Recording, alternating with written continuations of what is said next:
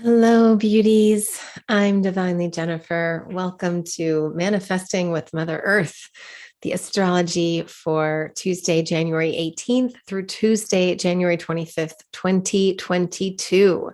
Earth energy is so incredibly strong right now. And I think it just goes to show you that Mother Earth is indeed the boss. She is a master manifester. We have so much that we can learn from her and the way that she manifests, the way she calls in her heart, the way she calls in her desires. And we're going to be feeling that really intensely starting this week with the shift of the North Node into Taurus. I'm going to talk about that almost right away.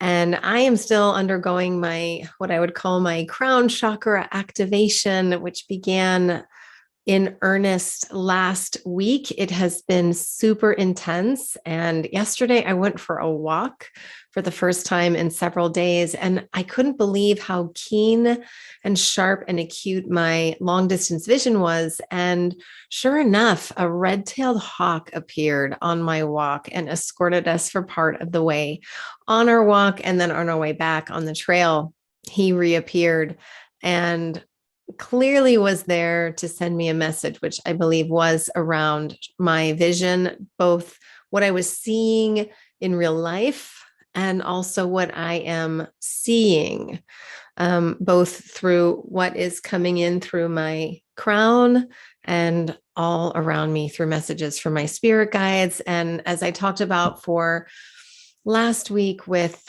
the Neptune Pallas conjunction, this really has been an intense time of our intuition and our third eye becoming so much more acute in the 10 months that Pallas Athena has been in Pisces. So I don't expect this to let up anytime soon, even though Pallas is going to be transiting into Aries in a few weeks. There's going to be even stronger Pisces energy. And I got to tell you, I'm really excited about the energy that is coming and what the astrology is telling us and what the numerology is telling us. I'm going to be sharing with you all in another week or two a video with my dear friend Lisa, who's a numerologist, and we're going to be comparing the astrology and the numerology for the next couple of months. And it is shocking how on point they are within a 24-hour period, what the astrology is saying, what the numerology is saying. It's so magical. It just makes me go, wow. It just makes me believe more and more in what I would on the one hand call woo-woo, but on the other call these really sacred tools that have been available for millennia to us as humans.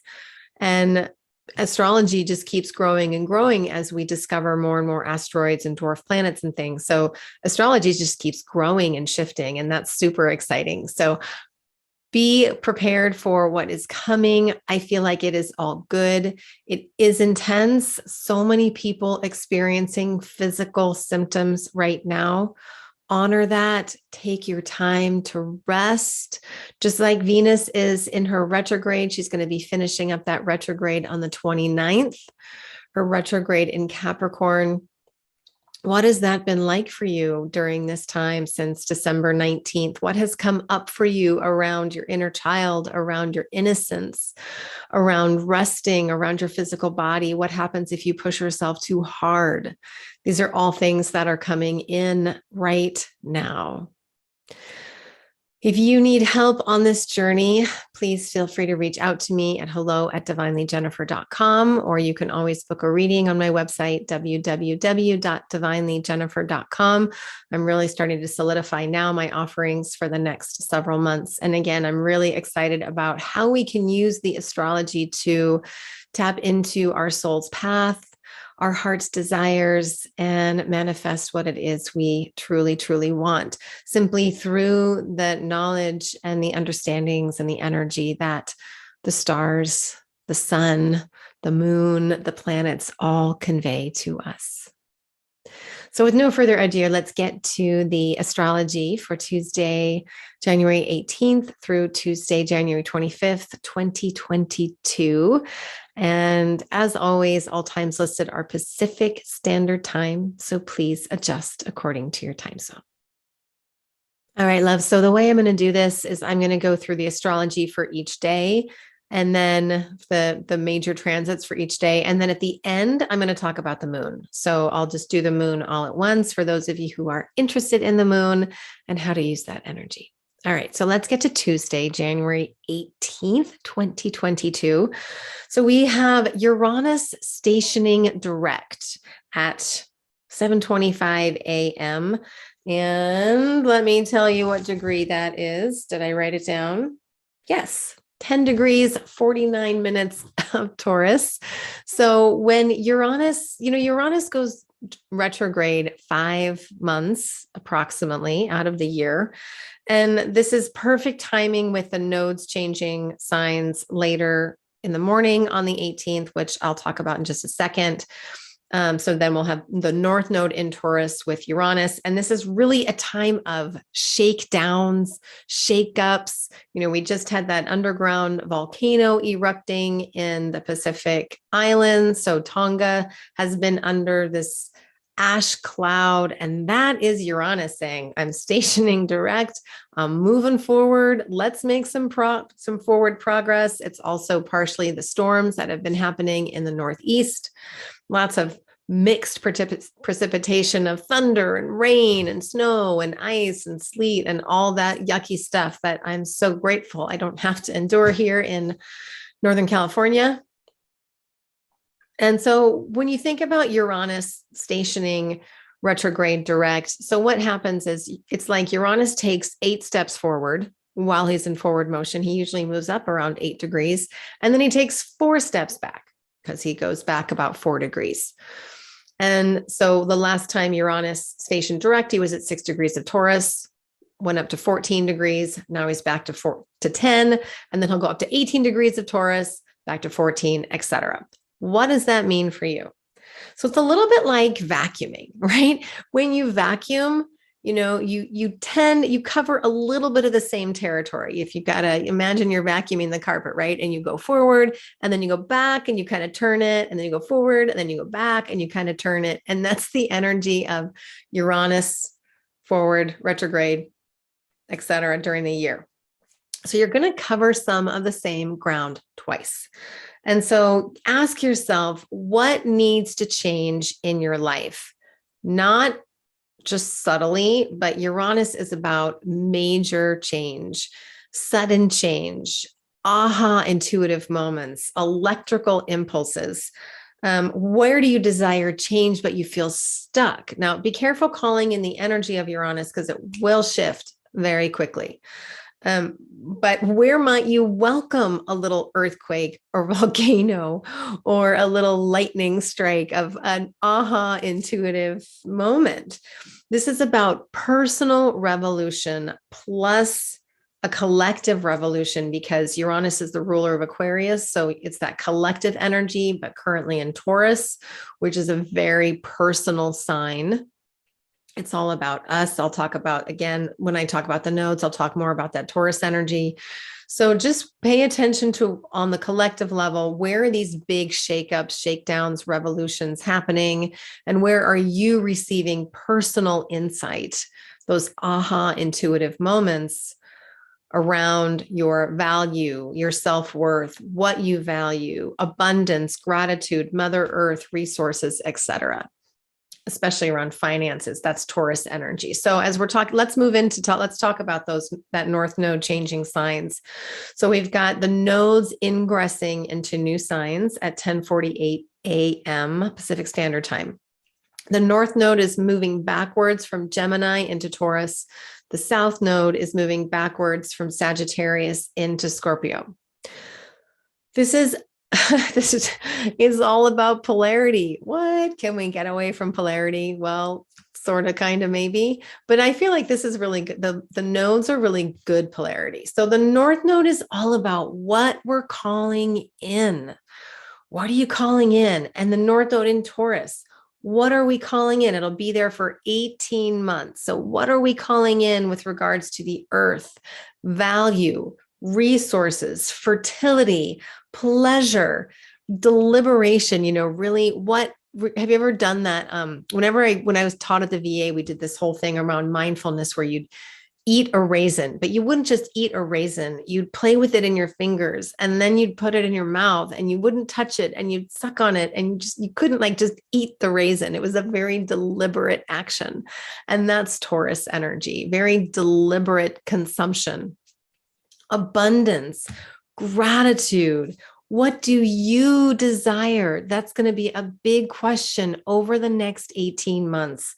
What do you personally, you as an individual desire? Not so much who are you, who do you want to be? That's going to come in 18 months when in July of 2023, when the North Node moves into Aries, right? Aries. Right now, it's all about desire. What do you desire? It's about nutrition. It's about physicality, your physical body. It's about, boots on the ground. That's very much the energy right now, is on the ground. There's so much earth in the sky right now with everything in Capricorn and Uranus and Taurus and Ceres and Taurus. And now we've got the North Node moving into Taurus. This bodily incarnation. It's about your finances and financial systems, especially with Uranus in Taurus right now. And Uranus will be in Taurus the whole time the North Node is there. So it's not just your individual finances, but the financial systems, not just individual nutrition for you, but farming systems. It's going to be about growing. It's about simplicity. What's essential to you? What do you what simple pleasures do you absolutely delight in? It's about receiving. Oh my God, how many women are taught from the time we're young children that receiving is somehow selfish and we have to give and give and give and give until we're totally empty and we have nothing left to give. And then we go, gosh, maybe we should refill our cup. Instead of only giving the extra, making sure that our cup is always full. It's like using only the interest and not diving into the principle. As women, especially, we are taught dive into the principle. But what would your life be like if you only gave people the interest and you received? Not in a selfish way, not in a narcissistic way, not in a codependent way, in a beautiful exchange of delight and pleasure. And how creative can you be? How fertile can you be? Especially for those of you who are entrepreneurs. How fertile can you be when you're in that energy of receiving versus giving, giving, giving, giving, giving? So this is really going to be coming up a lot for us during the next 18 months as the North Node makes its way through Taurus. And on the other side of that, if the North Node is about calling in, the South Node is about releasing, letting go, past karma. So what does it mean? Here's the North Node in Taurus in a very personal earth sign. And then we've got the South Node moving into Scorpio. It's a water. It's partnership, collaboration, sensuality, secrets, death, rebirth, transformation, power, wealth. And I think I said wealth, but I'm going to say wealth again, because so often wealth is used against people. It's used to control people. That's the shadow side of Scorpio. What happens when we use our wealth to be sovereign in our relationships and sharing resources has a totally different feeling to it. Scorpio is about psychic, occult. It's about intensity. It's about complexity. So you can see the polarities with these two signs, with Taurus and with Scorpio. And when we release through the South Node, it catalyzes what we're calling in through the North Node. Right? It's a lot easier to reorganize your closet and call in new clothes when you get rid of a whole bunch of stuff that you're not wearing anymore, instead of just shoving new stuff into your closet. You got to get rid of the old stuff. And so when for us to bring in this new energy through the North Node in Taurus, when it happens so much faster as we let go of these old constructs around power, around wealth, around how we share, how we collaborate, around the concept of death, because Taurus is fertility. And Lord knows are so many issues with women getting pregnant these days. I mean, shoot, even for myself, 20 years ago, I had to seek out an acupuncturist and traditional Chinese medicine to get pregnant because I couldn't. I'd been on the pill for so long that my body just was shut down. And so we see this energy around fertility, and we've got to make some changes to the earth, changes to the endocrine disruptors, the chemicals that are used in farming practices and in other practices around the world, which are impacting fertility, both a woman's ability to get pregnant and a man's ability to have viable sperm to get her pregnant. So these are some of the issues that are going to be coming up that we can address over the next 18 months. In general, I really, really love this energy because Scorpio is about death. It is about releasing so that we can call in and make space, that we can transform. I don't know. I can't help but shake this feeling that this is going to be a really important 18 months for us. We'll have our first eclipses with this in April and May, end of April, early May. So stay tuned for more as we see how the nodes interact with the planets, with different aspects, and with yourself. Pay attention to how these things come up for you around your personal body, around your values, your self-worth, how you're bringing in income, your finances, all of that, and what you're coming in. It's one of the reasons why I called this video Manifesting with Mother Earth, because this is powerful manifestation energy for ourselves as individuals and also for the new earth. Wednesday, January 19th, the sun is the first planet to engage with, to aspect the nodes in their new signs. So we've got the North Node in Taurus, South Node in Scorpio, and the sun is at the very tail end of Capricorn. We'll be moving into Aquarius later today. So at 1:31 p.m. Pacific Standard Time, the sun in Capricorn trines the North Node in Taurus and sextiles the South Node in Scorpio. So often we underestimate the impact that using our gifts and shining our light might have. That impact can be short-term, it can be long-term. I had someone reach out to me who I gave a reading to a few months ago, and she wanted to let me know some positives about the reading and also some constructive criticism, which was totally viable. It was totally, she was right. So, it's funny how, but I still had a positive impact, and I never quite know how a reading I do for someone is going to impact someone. I have no idea what these videos mean for you. I just have to trust that I'm shining my light in a way that has a positive impact on you. And it might take root months or years later, but you really have to trust that, especially in Earth, Sun in Capricorn. It's that commitment. It's the diligence. It's the discipline to keep shining our light. So I would really suggest today to let someone know when they had a positive impact on you. Share some gratitude. See how that it impacts them to receive that gratitude. And then also pay attention to signs from the universe that affirm your gifts. And that could be in the form of feathers, crystals, mushrooms, a gift you might receive, something out in nature. So pay attention to that energy. And then, as I mentioned, the sun is going to move into Aquarius at 6:39 p.m. today also. And the sun is the second personal planet or asteroid to enter into Aquarius. So he's joining retrograde Mercury, and Mercury is going to move back into Capricorn next week. So the sun is going to be almost on his own there. This is really about innovation here. And how do we shine our light even when we're a little bit awkward? Because the sun is in his fall in Aquarius. He's socially awkward. It's like someone with a super high IQ, a math science genius, but they struggle in intimate situations or in big groups. They do okay in smaller friend groups but not so great in romantic situations necessarily. Just a little bit awkward because they're so smart, right? And they like, what do you do with that smarts? So this is also very friendly energy. It's futuristic. It's using our gifts for the future, beneficial ideas. It also is a little bit of that groupthink.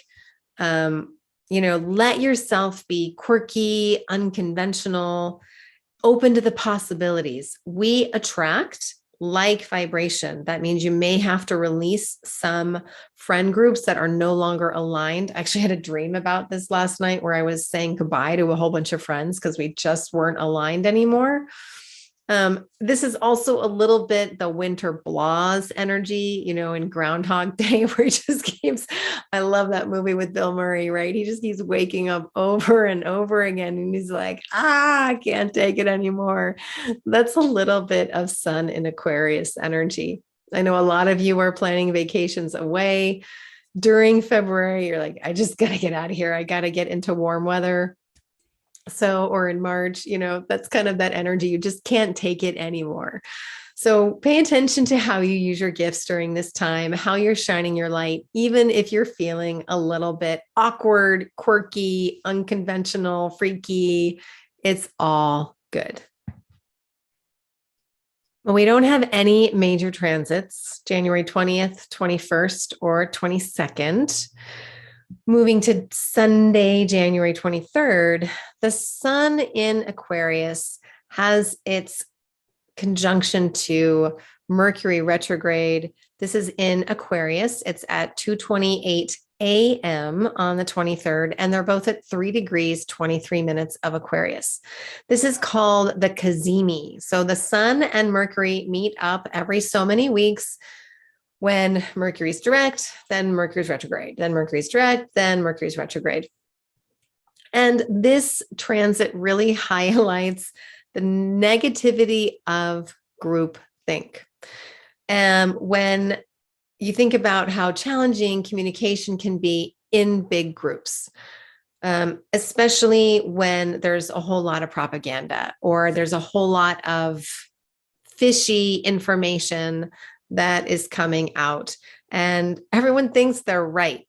So it's like getting blinded temporarily by the sun. And, I talked about that a little bit with the full moon, this idea that the moon is reflecting the light of the sun.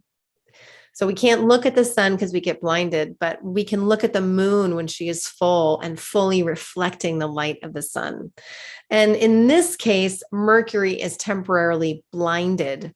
Communication might be temporarily blinded by the sun. It's like being snowblind, but it's temporary. So you just have to let people think they're right, especially in the collective, just same old stories we've been hearing for months on end, but the truth is slowly being revealed. It's slowly coming out. And of course, we have to listen to our intuition about what is right for us, what we think is true. This is not a day or a moment to convince anyone that you are right and they are wrong. Just let it go. Instead, use your gifts to study, write down ideas for the future, write down ideas about the world you desire and how you can contribute, how you can shine your light in the world. But oftentimes conjunctions with the sun can be positive. This one is, it's questionable how it's going to feel. Like I said, there's going to be a lot of groupthink, a lot of people thinking they're right. That's honestly nothing new, but there may be some truths revealed in the coming days, especially as Mercury eventually will station direct in early February. Monday, January 24th. First of all, happy birthday to my sweetie, Tom. Tom listens to every astrology video religiously, gives me all sorts of great feedback and insights, and I feel so incredibly blessed to share this special day with you, sweetie. So happy birthday. Today, Mars joins Vesta, Venus, Juno, and Pluto in Capricorn. And starting tomorrow, also then Mercury. Mars moves into Capricorn at 4:52 a.m. Pacific Standard Time. Mars is in his exaltation in Capricorn. He's got extra mojo. So hopefully you will then also have extra mojo to complete goals, to do heavy lifting, dedicating yourself to the big tasks, seeing them through, through all of the little steps, little tasks, little jobs that make us complete the big projects. Mars is here to help us with that. He's also here to protect Venus when she stations direct on the 29th. And he'll do anything for Venus and the innocent feminine. He loves her so much. He has such a crush on her. And this is going to be really interesting because so often Mars is that fighting energy. It is that war energy, which I'll talk about in a minute, how that may come up. But for the most part, it's a bit, when Venus is going to come out of a retrograde with Mars, it's going to be a bit like Hansel and Gretel going through the woods, and going through the woods, not with the witch who's going to eat them, but with the fairy godmother, Vesta. And I can't wait to share that astrology with you in the coming weeks because it is really, really special. And it feels like this is what is going to be propelling us into the new Earth. Mars is a very big part of this energy.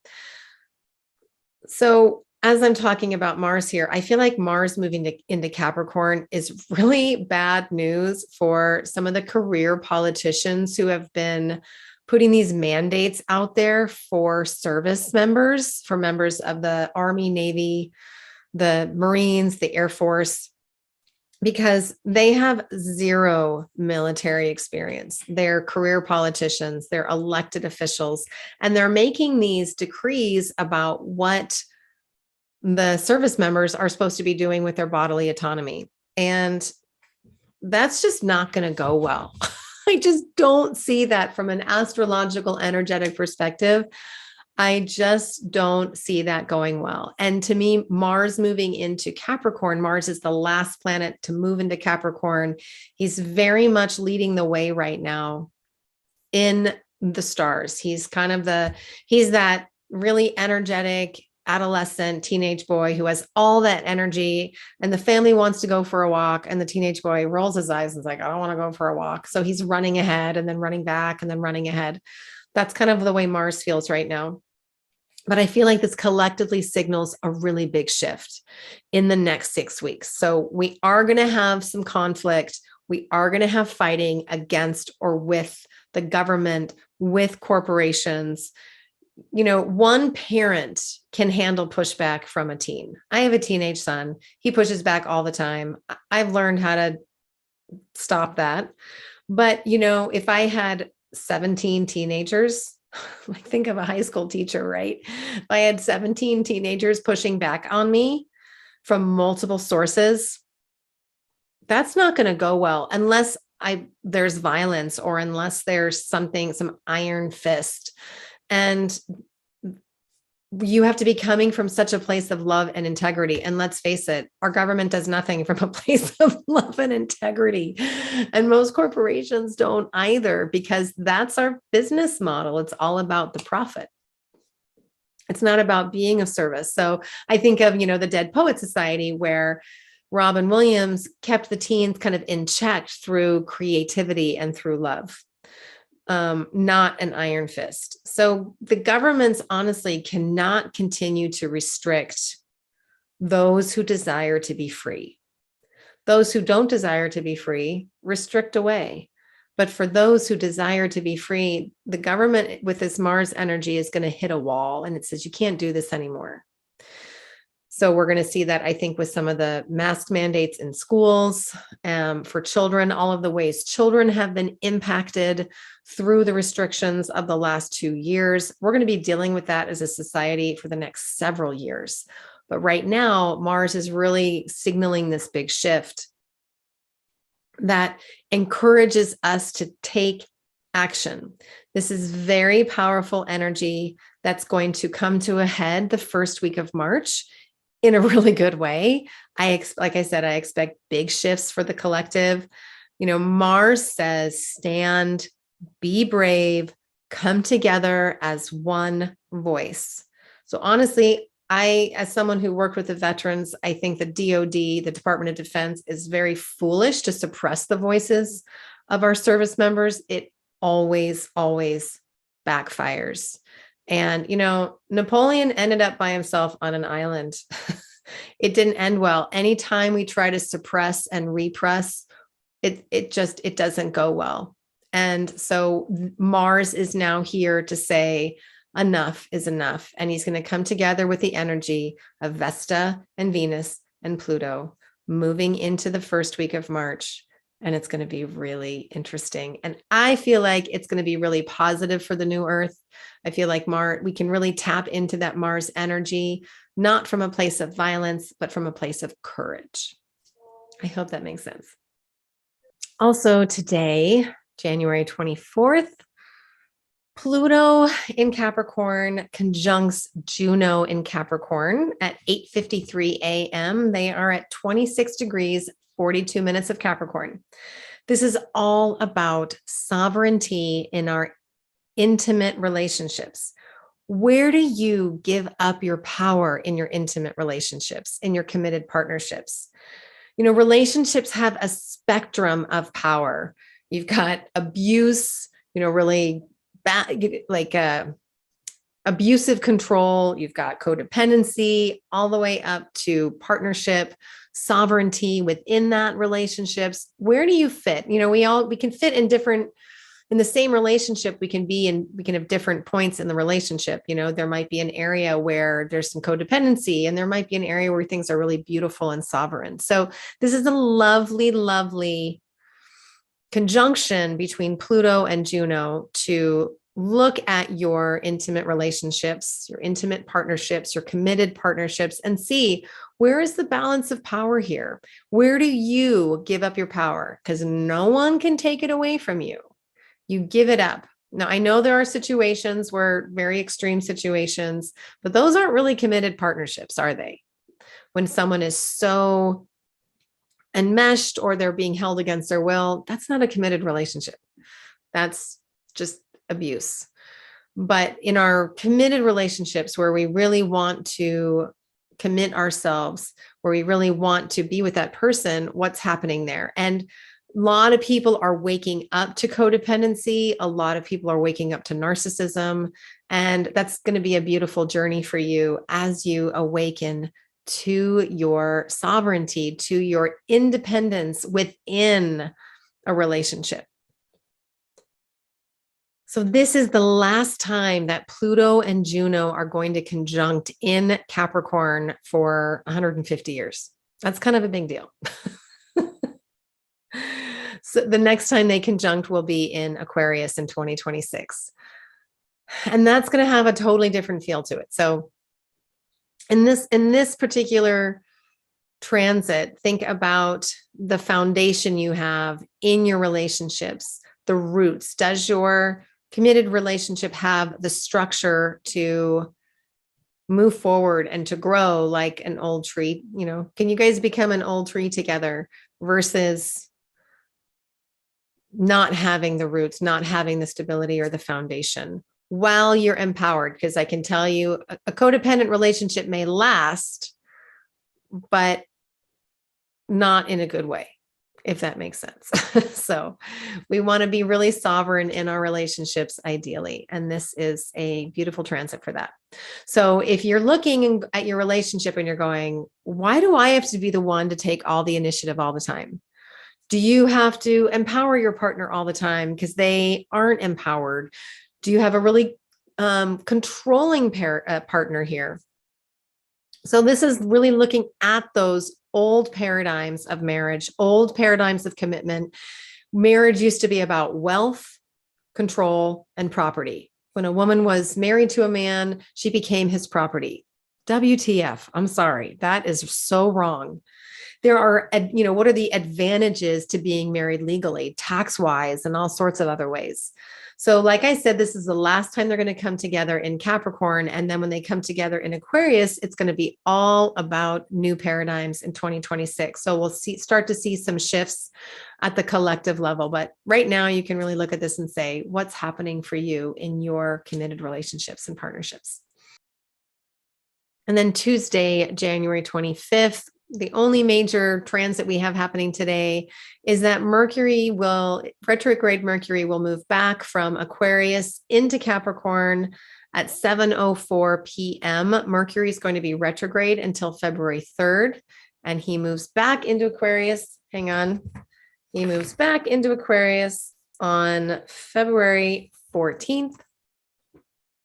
So we'll feel this energy again, reviewing communications from the government to the government, that energy of restriction in communication, of censorship that we're seeing from the government. I was cracking up because a politician was saying that YouTube should apologize to him because they censored him for what he said about wearing masks, about masks being ineffective, cloth masks being ineffective. And of course, now the CDC is saying that cloth masks are ineffective. So wait a second. So we're going to have all of that coming in. It's a further opportunity to reevaluate, review, revisit communications in your business in all sorts of aspects around restriction, around structures, foundations, etc. And finally, for those of you who are interested, let's talk about the moon briefly. So the moon is in Leo from January 18th to January 20th. The moon goes void with a square to the north node at 5:23 a.m. on the 20th. Void, a very short time, moves into moves into Virgo at 6:02 a.m. Pacific Standard Time on the 20th. The Virgo moon is in general super nice energy to do things, not necessarily to start things, but certainly to work on things, your health, well-being, your whatever you are harvesting right now through this lunar cycle. The Virgo moon is really nice. She goes void on the 22nd with a trine to the north node at 12:47 p.m. And then she moves into Libra at 2:02 p.m. on the 22nd. That Libra moon in general is really unhappy. You're going to feel that polarity between relationship and independence and self. You're going to be feeling the lack of harmony, lack of peace, coming up against some of those structures and commitments. Libra wants everything to be beautiful and doesn't want to look at some of the harder stuff sometimes. So the really generally challenging moon energy on the 22nd, afternoon of the 22nd, 23rd, 24th, she goes void with a square to Juno in Capricorn at 2:18 p.m. Pacific Standard Time and is void all afternoon. So try not to have any big meetings on the 24th. If there's something if you're an entrepreneur and you are selling something, you have a big package or a big meeting that day, see if you can reschedule it. Because it's going to be really challenging energy. It's not going to move forward with that void energy. I have seen so much time wasted because people have meetings on void moons and nothing happens. You get nowhere. And then you practically need to have a new meeting because nothing happened. And then moon moves into Scorpio at 7:57 p.m. on the 24th. We have our last quarter moon at 5:40 a.m. This is overall really a positive moon in Scorpio, even though the moon is in her fall in Scorpio. She's not comfortable with Scorpio intensity, but these moon transits are giving her the courage to face emotional situations that are intense. I really actually like this Scorpio moon. And then she goes void on the 26th with an opposition to the north node and a conjunction to the south node at 10:14 p.m. and moves into Sagittarius, where she feels much happier and freer and less intense at 11:34 p.m. Pacific Standard Time. So those are the moon transits. And In general, the best days for the moon are, I would say, the 21st, 20th, 21st, 20 morning of the 22nd, and then on the 25th. So I hope that you find that helpful. All right, beauties. Overall, I really like the energy of this week. I like some of the shifts that are happening as the nodes are changing signs, the sun is changing signs. If you have anything at 0 degrees in your natal chart, you're going to feel it get activated because of some of that shifting around that's happening with Mercury moving back into Capricorn, Mars moving into Capricorn. There's a lot of shifting happening. And with Uranus stationing direct, you might feel some earthquakes happening in your life or in the collective. And it is all good. It all feels really good. I think doesn't necessarily feel good. Like, I'd really like this cold to be over, but it's part of my awakening and I'm down for that. I can see a hawk on my walk. Yes, please. Just bear with it as these shifts happen. Know that you are here at just the right reason. The world needs your gifts. So please use them. If you need help figuring out your gifts, help figuring out your soul path, please reach out to me at hello@divinelyjennifer.com, or better yet, book a reading with me at www.divinelyjennifer.com. I love you, and I will see you the next time, my friends. Thanks so much for joining me here.